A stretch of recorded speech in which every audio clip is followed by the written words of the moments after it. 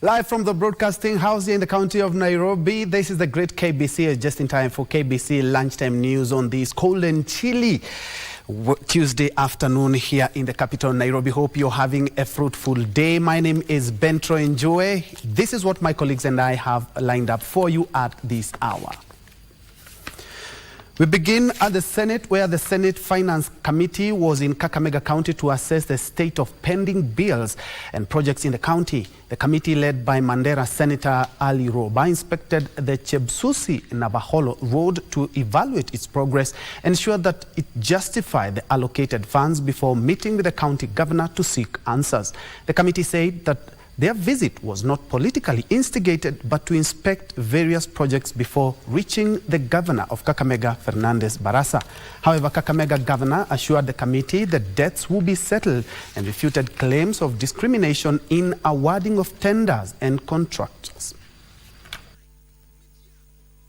We are not here on political issue, and it's important that it is understood as such. The issue of the good senator of Kakamega County, Boni Khalwale, or the former governor or the current governor has nothing to do with this. This is just a procedural issue of the Senate, and we are here for that purpose.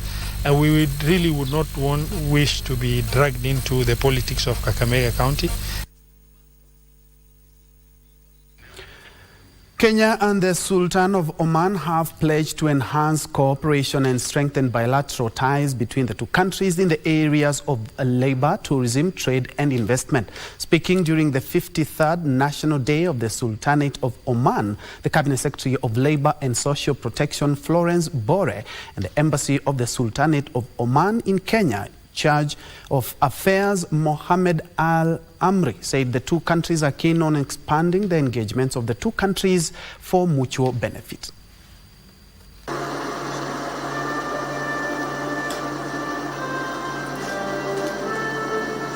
Members of the diplomatic corps, political leaders and religious leaders, together with top government officials, led by Cabinet Secretary of Labor and Social Protection Florence Bore, joined the Embassy of Oman in celebrating the 53rd National Day of the Sultanate of Oman. The Kenya Embassy of the Sultanate of Oman in Kenya, in charge of affairs Mohammed Ali Amri, lauding the collaboration and relationship between Kenya and Oman in areas of labor, trade and tourism. And a lot of Kenya and Oman is working and studied. And we have a lot of, also not forgetting Mombasa, we had a long history with Mombasa Fort, Justice Fort. This also in Lamu, museum in Lamu. A lot of things with us, and we hope, inshallah, more thing is nice with us, inshallah. Al-Amri said his country is keen on developing and enhancing these historical ties with the Kenya to the highest levels. We have a nice relationship, and my government has pushed this relationship to up, inshallah. In education, in trading, in business, a lot of business here without us, like vegetables, coffee, and from Oman also something about oil, about electronic is transferred to here. We have a lot of relationship with us. Mid this year by the visit of a technical delegation from Oman, which held successful negotiations on two key instruments of cooperation, that is the Memorandum of Understanding in the field of labor and the agreement on the visa waiver. The chief guest, Cabinet Secretary of Labor and Social Protection, Florence Bore, affirmed Kenya's commitment to enhance ties with the Sultanate of Oman and look forward to concluding engagements on pending areas of cooperation. In order for our two countries to unlock trade and investment potential that remains untapped, there is need for our two governments to create an environment where people, especially the business community, interact freely and much more easily. In this regard, I once again reaffirm Kenya's commitment to enhance ties with the Sultanate of Oman and look forward to working closely together to conclude the pending instruments of cooperation. Kenya and Oman have a long history of cooperation. At many levels, the two countries enjoying friendly and deeply entrenched cultural relations.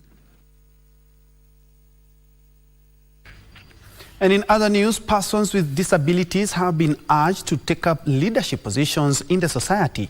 Speaking during the training of trainers, TOTs, at Kakamega Daisy Special School, the Secretary General of Kakamega County Disability Caucus, Catherine Namai Shundu, noted that their target is to have representatives sitting in every committee from the grassroots level to the county level and to ably defend the rights of persons with disabilities.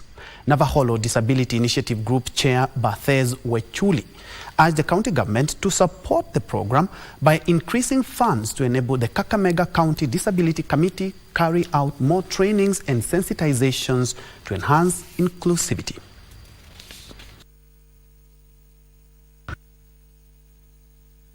Community area demonstration kuna CACs ziko huko. Tunataka waende wachukue hizo nafasi kwa sababu zipo na ni za walemavu.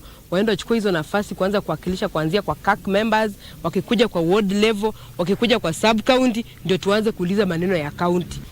Tunataka waweka hapo walemavu, si atu wanatumia tu watu wengine. Unajua saa zingine mradi kitoka kwa county kifika kwa MCA ndio wanaweka watu wao, wanaweka mtu ambaye si mlemavu na mlemavu hapati pasari. Na tena wakichukua mlemavu wahusishe viongozi wa walemavu ambao wako kwa vikundi kuliko watoe tu mtu kwa nyumba na wanampeleka hapo hata ajue walemavu wako wapi. Na tena wakiapply hiyo pasari akiwa mtu achapata hiyo medical disability report ama card bora, kwa hiyo form akiandika tu PWT apate pasari.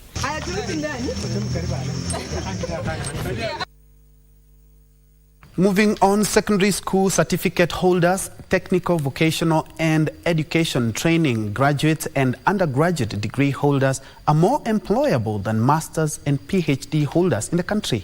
This is according to a Skills Need Survey report released by the Federation of Kenya Employers. The report further paints a picture of challenges faced by employers in getting the right fit to fill vacancies, with nearly 42% of employers reporting a challenge in finding the required skill set, as well as the challenge of high cost of skilled labor.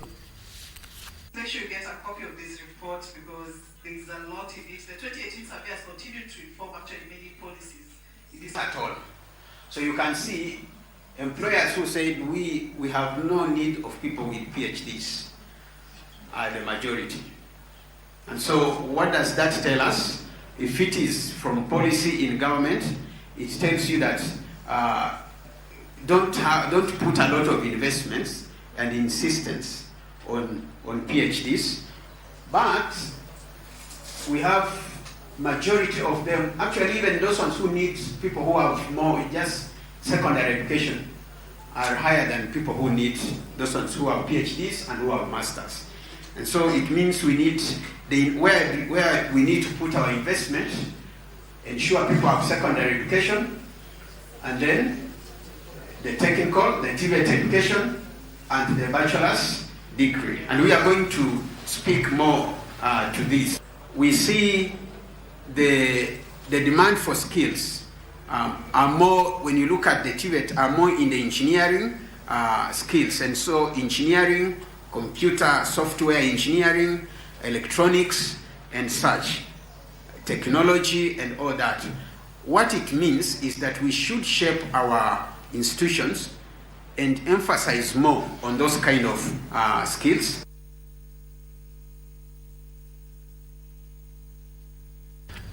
Elsewhere, the county government of Kitui has begun the distribution of wheelchairs and other assistive devices to persons with disability across the county.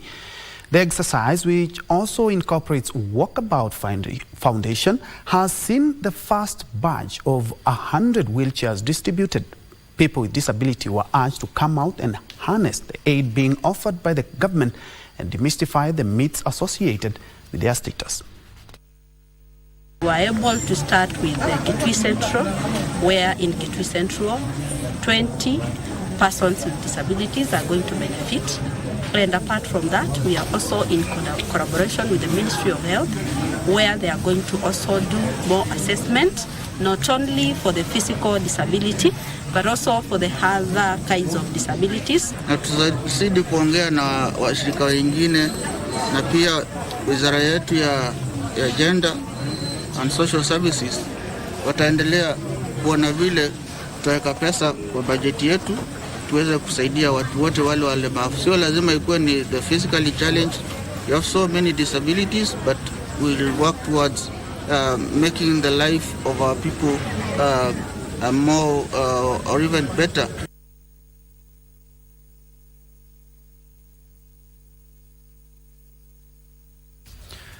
Nairobi bar owners have lauded the move by the county government to streamline the industry that has employed the vast majority of the population in the country.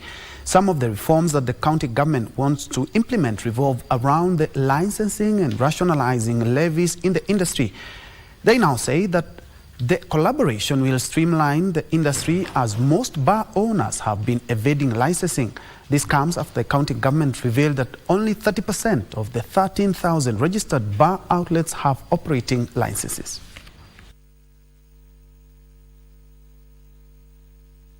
So we're talking about 50 to 100, not 25 to 100, to give us a big percentage.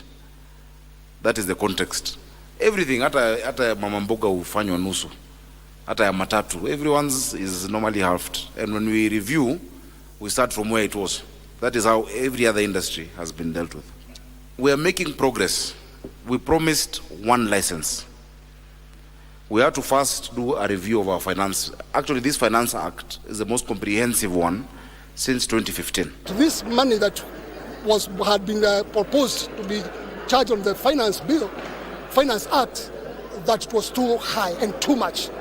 But now amekubali, and even him he has seen that our businesses are paying more than 8 licenses. Hata mambo mingi ambayo itaondoa kitu inaitwa corruption ama kitu ambayo inaleta harassment kwa biashara zetu. Na mambo ambayo tumesikizana ya kwanza ni digitalization. Tunataka ya kwamba the whole system ikuwe digitalized. Ndio tuache kuinvolve watu ambapo inabidi watu watoe corruption na mambo mengine. Tukae chini tukuje na figures ambaye tunajua kwamba watu wetu wanaweza lipa. Sababu kusema kweli 80% of the bars kama gavana hangetusikiza ingekuwa leo wangeanza kujipanga kufunga.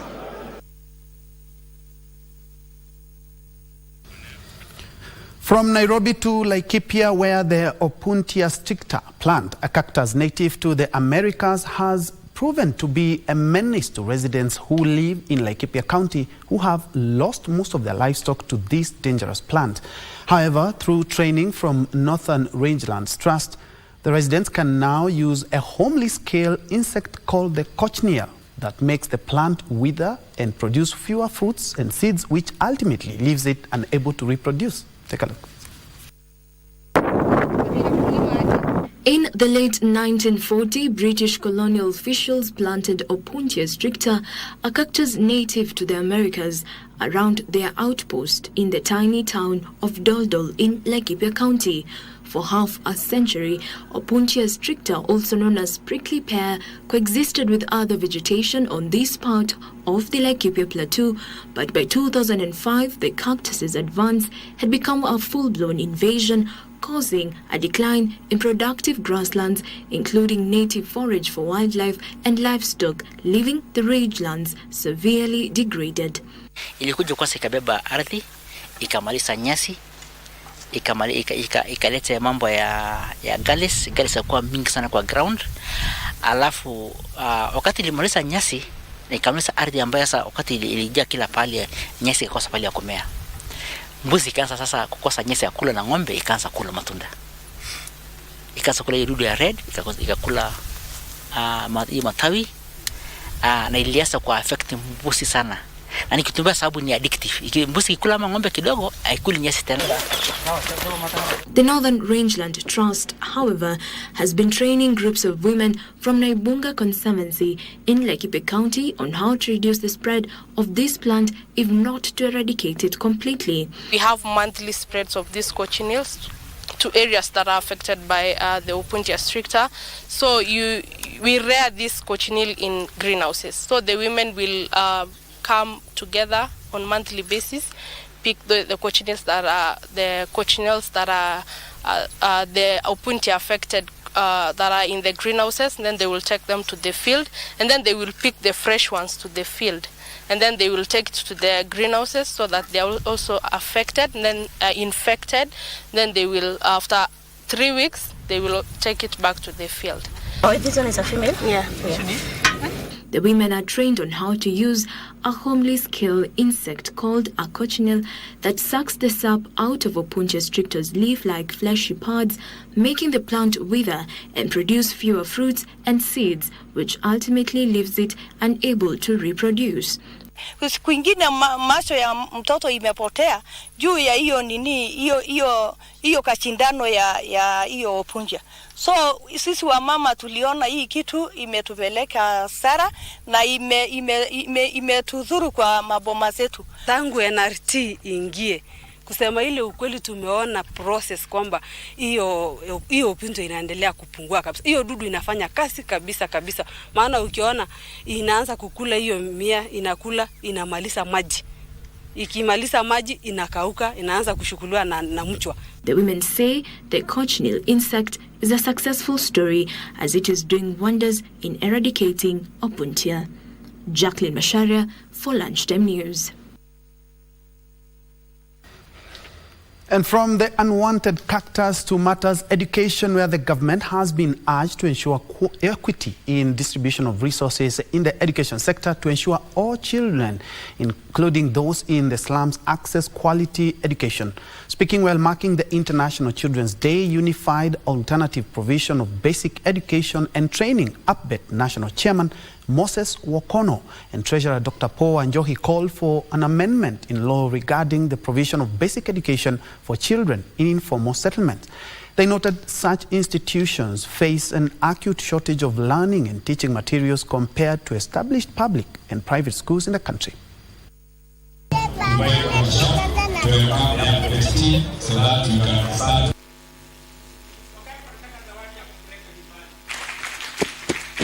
Listen, if you don't, they need to be included in all of the facilities that are being offered to the public schools by the government. And more still, as an association, we are urging our government to realize that the thousands, in fact millions of the learners who are in the informal schools, that is the UPBET schools in the informal sector, they need to be included. Those schools need to be recognized. They need to be included in the Education Act as the third category of the schools in our republic. The government plans and does the budgets for education. They always do for every child, school-going child in this country. But unfortunately, the finances don't reach the schools in the informal settlements. Most of the learners are coming also from our secondary schools, going to the university. They are struggling. And we are asking the government to consider releasing the funds in good time for these learners to settle down for learning. We want the children's rights to be protected, and we also want the rights of nature to be protected. Airborne diseases have spiked in regions that are prone to flooding as residents of Nyatike in Migori County continue to report an increase in typhoid cases. Residents say that they have been forced to resort to open defecation following destruction of latrines by floods, which they note is a major cause for sanitation-related diseases. They are calling on the government to provide necessary sanitation facilities.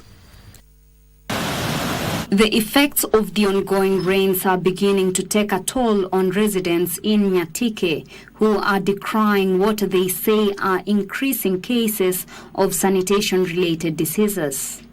The residents of Nyora, Kabuto and Angugo are reporting an increase in diseases like typhoid due to the use of contaminated water. Juliet Anyango, a resident, explained that a majority of latrines in the Angugo area have collapsed due to the floods, leading to open defecation. Hatuna vyoo. Vyoo tuko nazo tumejenga, lakini maji yakijaa yanaporomoka. Sasa unakuta watu wakienda kwa choo, wakaenda kujisaidia alu, unakuta mtu anaenda kwa maji, hiyo maji inakimbia ina spread, na hiyo maji ndio still watu wanatumia. Kila wakati mvua ikinyesha, ninajenga choo wakati jua iko, lakini mvua ikikuja choo inaanguka. Sasa kwa hii choo yangu hii ni ya 4 tangu nianze kujenga choo.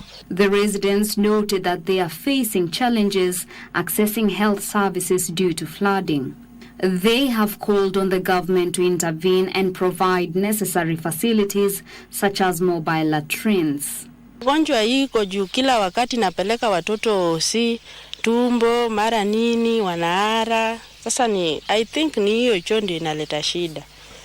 Sanitation is very, very, very dire in this area, and I do request that some improvements should be done. Especially I would appeal that we can get mobile toilets.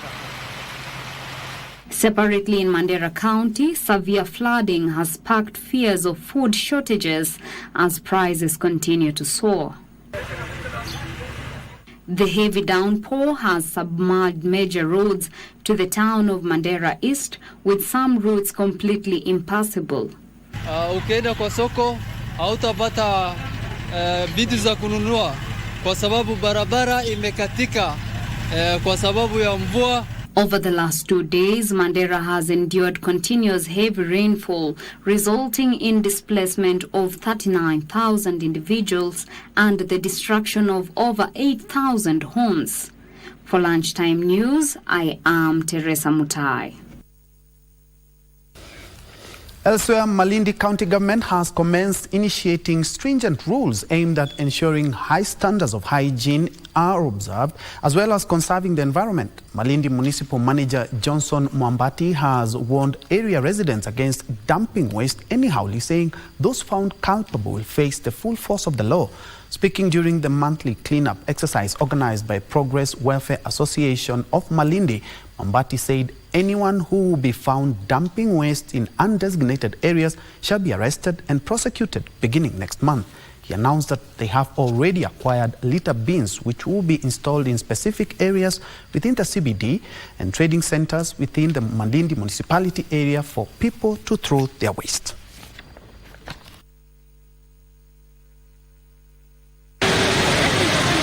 As we walk, tukisafisha mji wetu, let's sensitize the neighborhood na wale wote ambao tutakuwa wanaishi katika hii mazingira ambayo tunafanya usafi, kuhakikisha kwamba tunawaambia kwamba usafi ni bora, usafi lazima udumishwe na usafi unaanza na yeye pale kwa biashara yake. Ni tutimize jukumu hili, na si jukumu la sisi binadamu, bali ni jukumu, ni amri kutoka kwa Mwenyezi Mungu kwamba usafi wetu katika maisha yetu ni lazima.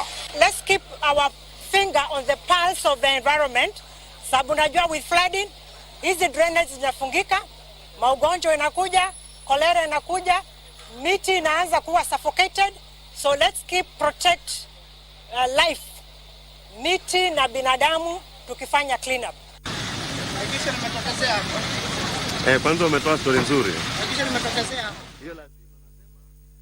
Very well, and on that conservation note, it's time for me and my colleague Susan Thuku to take a deserved break. But when we come back, we'll tip the lens and focus on business and also sports.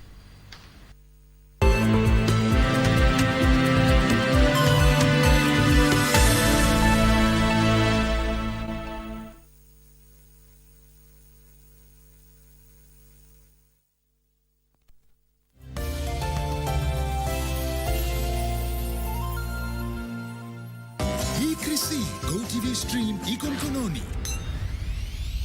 Shows zinashika, raha ya kila mtu. Relax, kila kitu iko. Movies za ile mudu nadai. Series ziko na edge of the seat action.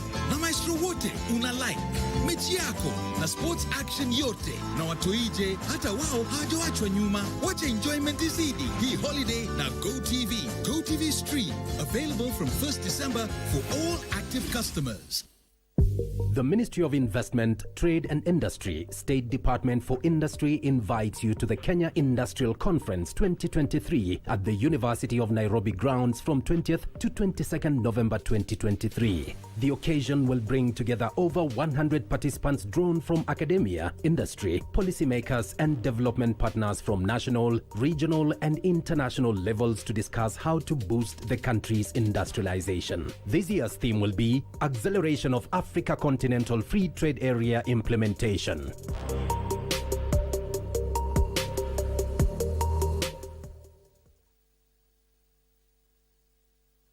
The Institution of Engineers of Kenya was formed in 1972 with the aim of advancing engineering interests for the benefit of human welfare and sustainable development. IEK provides service to its members by organizing seminars, lectures, publications and trainings to enable them to keep up to date with technical and industrial developments. The institution collaborates with government and other organizations to advance global best practices and the engineering profession. IEK has made significant steps in the advancement of the engineering profession in Kenya and looks forward to playing a pivotal role in Kenya's development into an industrial power.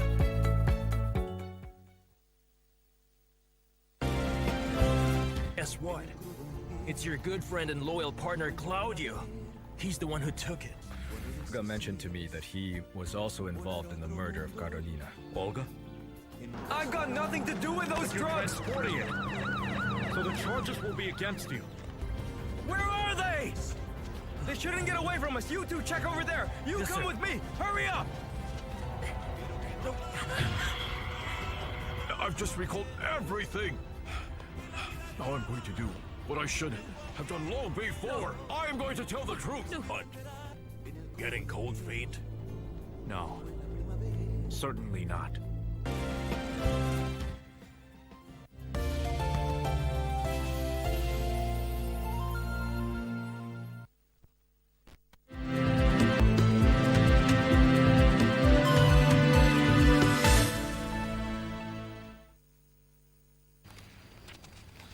Welcome back and many thanks for keeping me company. Moving on, road safety enthusiasts have been urged to scale up dissemination of information on road safety in a bid to curb cases of road carnage, especially as we head into the festive season. Speaking during a sensitization forum on road safety at KBC University, the National Transport and Safety Authority South Nyanza Region Chief Aiden Ado decried the death toll, which he revealed stood at 40%.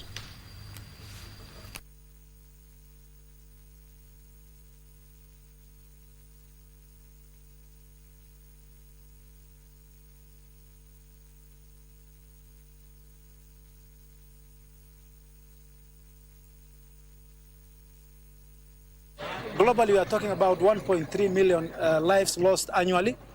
And at the national stage, we are talking about 4,500 as per the statistics that is with NTSA and the National Police Service. We believe that if we can be able to have all our staff, all the people who are involved, all the drivers, all the motorcycle riders, and even individuals taking up this role so that they understand first aid.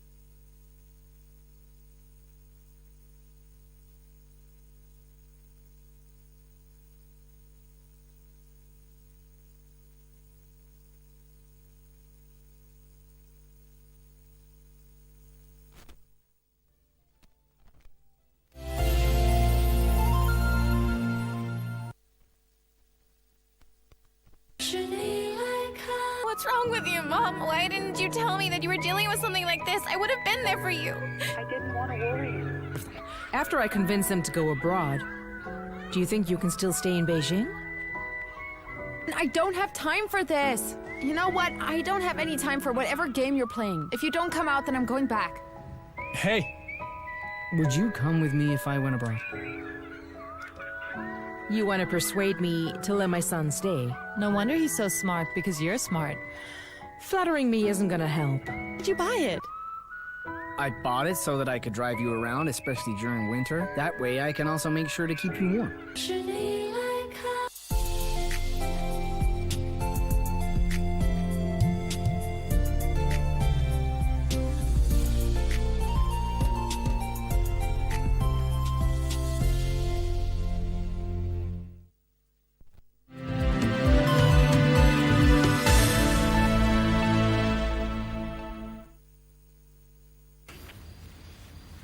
Welcome back. Let's now shift gears to matters politics, where a section of leaders drawn from the Mount Kenya region are vowing to unite all leaders in the region to champion for the region's interest. Speaking in Kiambu County after launching the Kamwene Kiambu chapter, the political leaders said the forum will focus on addressing the high cost of living, high taxes and high interest rates that the government has imposed.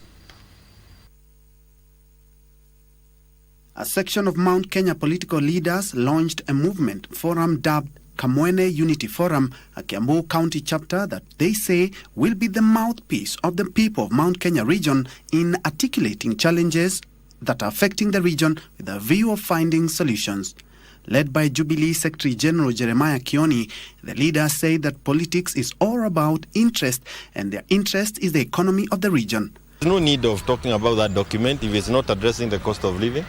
Or why would we bother with it? If it is not addressing the invasion of Jubilee by UDA. Would like in return, we would like the government, as it spends the money that it's getting from our economy, to use the same formula of the much it is getting from us in terms of what they give us in terms of development. Former Laikipia Governor Ndiritu Muriithi, however, said the forum will drive its agenda on the high cost of living, high taxes and high interest rates that the government has imposed. It is in our biggest interest to ensure that that economy grows, and because of proper economic management in the Republic. When you are talking about high cost of living, high taxes, high interest rates, we are most affected. So this is why we are here. The leaders noted that the formation is not a political outfit, but a forum that will focus on interest by common mwananchi. At the launch, Jonathan Mara was appointed as the chairman of the Kiambu County chapter to lead the team in the issues of agriculture. Students in technical and vocational education and training, TVETs, will now have a chance to join universities once the Kenya Credit Accumulation and Transfer System KCATS is operationalized. The policy is meant to enhance skills development process, transferability and clarity progress. It has been implemented by the Kenya National Qualification Authority, KNQA. Speaking in Naivasha, State Department of TVET Principal Secretary Dr. Esther Moria said tens of university graduates did not have manual skills, thus locking them from job opportunities. She noted that under the new policy, students from TVETs would have a chance to even undertake PhD courses and vice versa. We are coming up with a revised policy. Actually, the policy has been there, but we are revising it to ensure that now from whichever level of education, you can be able to move all the way to PhD level.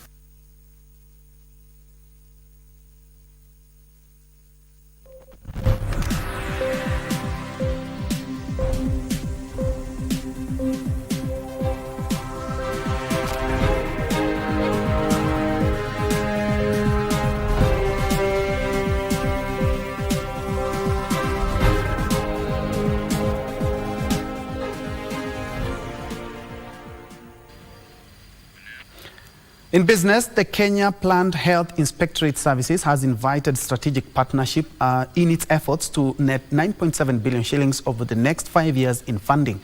KEFI's board chair, Joseph Murueruki, says the cash is to finance crucial areas such as plant protection and advanced laboratory works. The agricultural sector contributes 33% of the gross domestic product. However, smallholder farmers face a myriad of challenges such as pests and diseases, post-harvest losses and access to markets. To address these, farmers are being trained on early detection of pests and diseases. However, funding challenges has posed a threat to efforts by Kenya Plant Health and Inspectorate Service in its operations. KEFI's officials say the institution needs 9.7 billion shillings over the next 5 years to finance its operations. We are going to up the issue of private-public partnership, which will be able to synergize our strength with the other development partners to be able to realize our strategic goals. Alone, we might not be able to do much without the assistance of our stakeholders, so it is very important to have that collaboration. Those in the agriculture sector believe the approach is needed to enhance Kenya's capacity to detect and combat plant diseases, ultimately safeguarding the agricultural backbone of the nation. Our next proposal is also looking at, within this proposal, how do we take our services closer to the people? Because one region office may be covering several counties. So we're also looking at, during this strategic period, how effective are we able to reach to the farmer? Frederick Muki for Lunchtime News. Elsewhere, the Kenya Association of Manufacturers is creating an ecosystem that will support micro, small and medium-sized enterprises to streamline their product development and access to capital, access market, logistics and warehousing. CEO Anthony Mwangi says plans are also underway to roll out contract manufacturing in collaboration with the government. Most of the jobs that many of you, when you graduate, for the students, will be in the SME space. SMEs create over 90% of the jobs. So we must have a pillar that is specifically looking at how to develop SMEs, MSMEs. So that if you want to be a manufacturer, you don't have to be intimidated by having a bigger factory. You just need to have an idea. And we connect you with the people who can manufacture for you, and you go to the market and sell. 80% of the goods produced in China and Shenzhen are what we call white label products. Because there are people with ideas, they go to a factory, they get it done. Apple does not have a factory, but they have an idea. Everything is done in China and Taiwan, and now India. So those are some of the ideas that we do when we... Now, the government is seeking to unlock $1 billion in donor SME funding through collaborations with development partners to de-risk and grow women-led enterprises. Economic Planning Principal Secretary James Mohatia says the government is also revamping the credit guarantee scheme to complement donor funding support projects that enhance the sustainability of women-led small and medium-sized enterprises and enables them to access financing opportunities to grow their businesses. The government, through the National Treasury, rolled out the credit guarantee scheme on the 8th of September or 8th of December 2020. In order to enhance access by MSMEs to quality and affordable credits to ensure full potential. It is the women of Kenya who have given the banks the opportunity to receive money and now to lend to the same SMEs. Your focus today on closing the financing gap for women could not be more timely. This is a low-tech solution for a low-tech problem that has high impact. It only takes our collective resolve to act now. That's why AGF is committed to continue to working with the banks, with microfinance, with all financial institutions to support women entrepreneurs through the AFAWA program.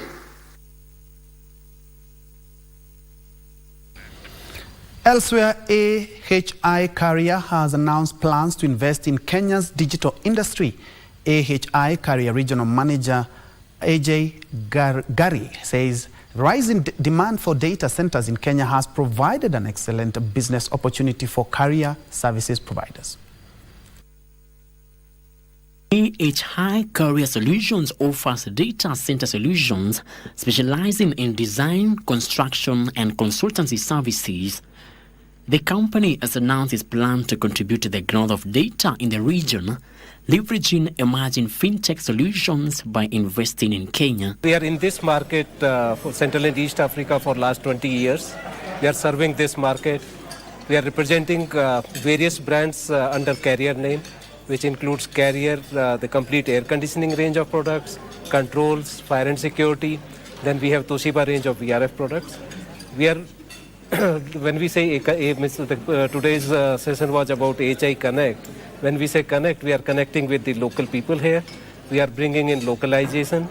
If you look at the Kenya market, we have been able to achieve more loyalty through our partners. IGAG said the firm's extensive range of energy-efficient HVAC solutions will be tailored to optimize and fulfill the increasing demand for data in Kenya. First, we are training our partners and their team, and we are doing train the trainers with them. They are going to invite more of the consultants and more young engineers in their offices and conduct training. Our team will be available through remote as well as locally to impart those trainings. So when we say numbers, so we cannot give exact numbers, but it will be a regular ongoing part of our mission. So we will be not only, so one is this training the young engineers, and second is bringing the young talent from the universities, train them and make them part of our partners team. This comes on the backdrop of the government's enactment of a Data Protection Act, which has seen a surge in many firms racing to comply with data protection requirement laws.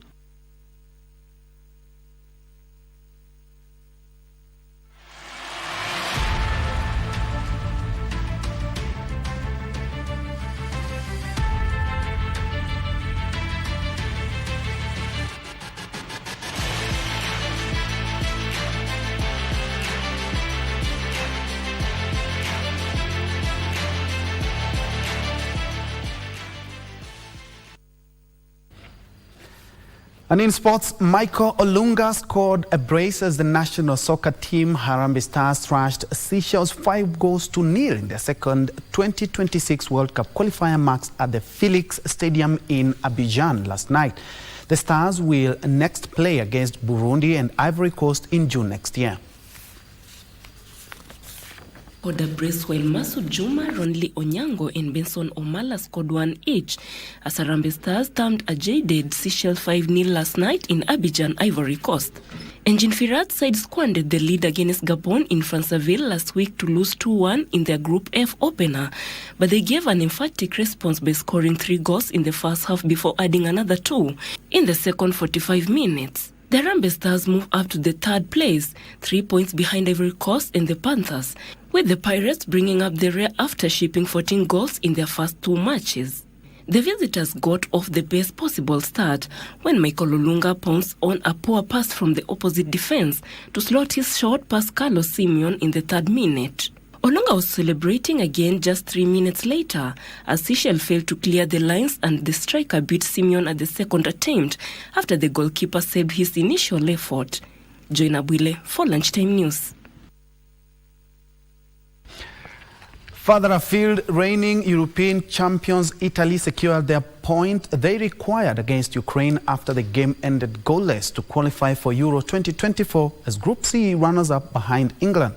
Elsewhere, Jaroslav Silhavi has stepped down as a Czech Republic manager after the Czech Republic booked their place at next summer's European Championship by beating Moldova 3-0 last year.